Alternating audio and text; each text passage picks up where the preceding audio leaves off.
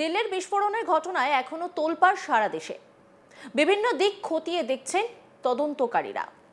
এরই মাঝে আরও একটি বিস্ফোরণটি ঘটেছে জম্মু ও কাশ্মীরের শ্রীনগরের নওগাম পুলিশ স্টেশনে। বিস্ফোরণে বেশ কয়েকজনের জানে শেষ হওয়ার খবর পাওয়া যাচ্ছে, আহত বেশ কয়েকজন। আধিকারিকরাও জানাচ্ছেন, ফরিদাবাদ জিহাদি মডিউল মামলায় সম্প্রতি বাজেয়াপ্ত করা বিস্ফোরণগুলির একটি বিশাল ভান্ডার থেকে নমুনা সংগ্রহের সময় দুর্ঘটনাজনিতভাবে ঘটে গিয়েছে বিস্ফোরণ। আর এই বিস্ফোরণের জেরে ধ্বংসস্তূপে পরিণত হয়েছে থানাটি। বাইরে পার্ক করা বেশ কয়েকটি গাড়িও পুড়ে গিয়েছে। সিসিটিভি ফুটেজে বিস্ফোরণের দৃশ্য ধরা পড়েছে।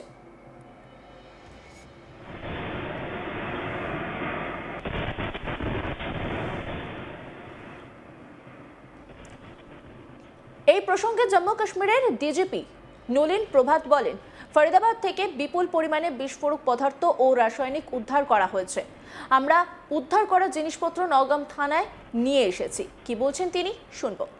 A huge quantity of explosive substances, chemicals and reagents were also recovered from Faridabad on 9th and 10th of November 25. This recovery, like the rest of the recoveries which we have done, was transported and kept securely in the open area of Police Station Nowgam. As part of the prescribed procedure, the samples of the recovery had to be forwarded for further forensic and chemical examination. On account of the voluminous nature of the recovery, this process was going on for the past 2 days, which means yesterday and day before, by the FSL team. Due to the unstable and sensitive nature of the recovery, the sampling process, the handling was being done with extreme caution, with utmost caution by the FSL team. However, unfortunately, during this course, last night around 11:20 p.m., an accidental explosion has taken place. শুনলেন তো জম্মু কাশ্মীরের ডিজিপির বক্তব্য, কিন্তু বিশেষজ্ঞদের উপস্থিতিতে কিভাবে ঘটনাটা ঘটলো সেই প্রশ্ন ইতিমধ্যেই উঠতে শুরু করেছে বিভিন্ন মহলে। এক্ষেত্রে ডিফেন্স বিশেষজ্ঞ অনিল গৌড় তিনি কি বলছেন, শুনুন।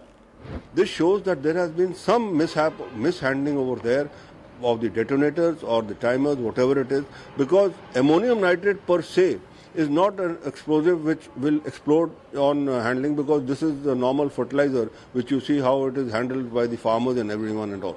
It is only when a detonator explodes inside where it is, where the pile of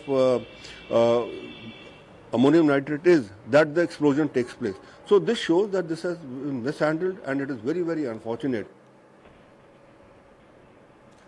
আর এই গোটা বিষয় নিয়ে একটি রিপোর্ট তুলে ধরেছেন আমার কলিগ, দেখব।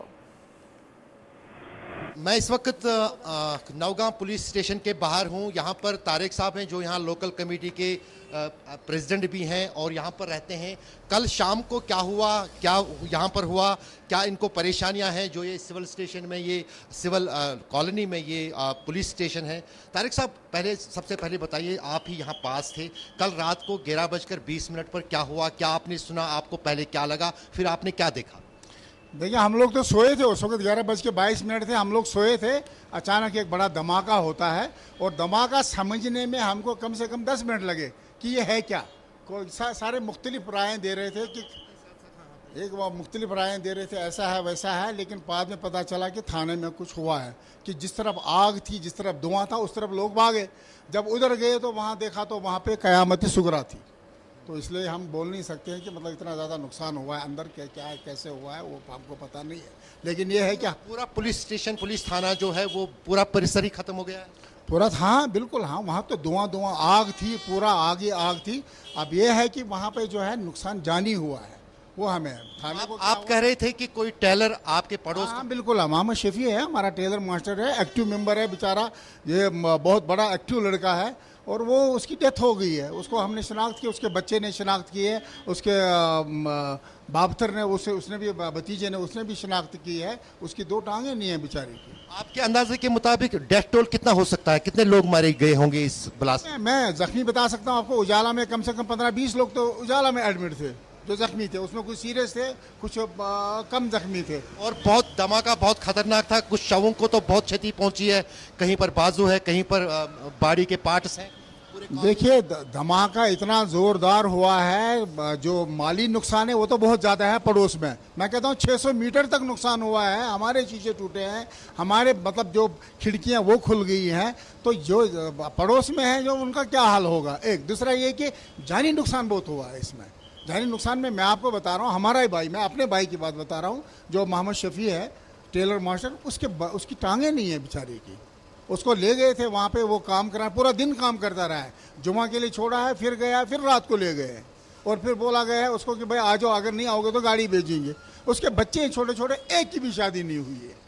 बच्चे ये पुलिस थाना जो है ये किराए पे लिया गया है यहाँ पर, और कॉलोनी में क्यों लिया गया है? ये मुसीबत है, ये किसी ने किराया दिया है, किसी पंडित जी ने, और ये मुसीबत है। हमने बार बार इनको बोला था ये थाना बस्ती में नहीं होना चाहिए।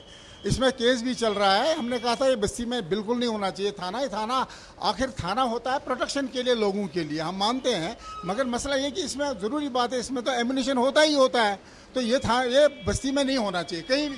दूसरी चीज़ तारिक साहब, जब इमाम साहब यहाँ लोकल जो है अरेस्ट हुए थे, उस दिन क्या वाक़ा हुआ था?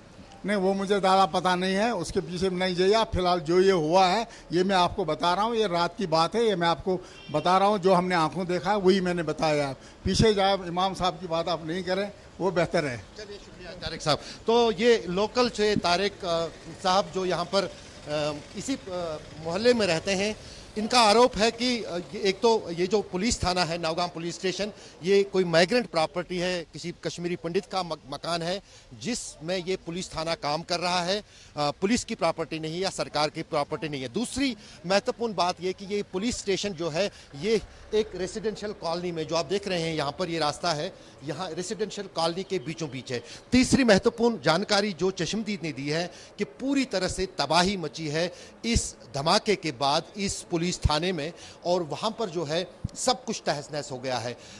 किस वजह से ये ब्लास्ट हुआ, क्या कारण है, उस पर फिलहाल ना ही पुलिस की तरफ से और ना ही सुरक्षा एजेंसियों की तरफ से कुछ कहा जा रहा। हाँ, इतना ज़रूर है कि फरीदाबाद से जो 350 किलो अमोनियम नाइट्रेट यहाँ पर लाया गया था वो यहाँ इसी पुलिस थाने में था। उसके लिए फॉरेंसिक एफएसएल की टीम यहाँ पहुँची थी, एसआईयू की टीम पहुँची थी, वो जांच कर रहे थे उसके लिए पैकिंग के लिए जो है एक टेलर लोकल इसी मार्केट से गया था, उसकी भी मौत उस ब्लास्ट में हुई ही।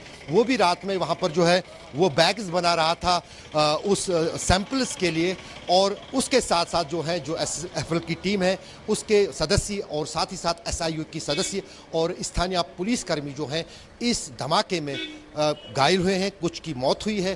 कई सारे जो हैं वो अभी भी उनका इलाज श्रीनगर के अलग अलग अस्पतालों के साथ साथ सेना के 92 बेस हॉस्पिटल जो है वहाँ पर चल रहा है। मरने वालों की संख्या जो है 12 हो गई है, जिसमें 2 पुलिस अफसर भी हैं जो एक डीएसपी रैंक के अधिकारी और एक इंस्पेक्टर रैंक के अधिकारी भी हैं, और साथ ही साथ जो है कई सारे लोगों को नुकसान पहुँचे। और अगर हम घरों की बात करें तो घरों को भी काफ़ी ज़्यादा नुकसान उस धमाके से पहुँचा है। लेकिन अब सवाल यही बना हुआ है, क्या धमाका एक्सीडेंटल था या फिर ये आतंकी साजिश, उस पर फिलहाल जांच चल रही है। অন্যান্য খবরের আপডেটের জন্য অবশ্যই নজর রাখুন আজ তাক বাংলার YouTube streaming. Like, comment, share এবং সাবস্ক্রাইব করতে ভুলবেন না।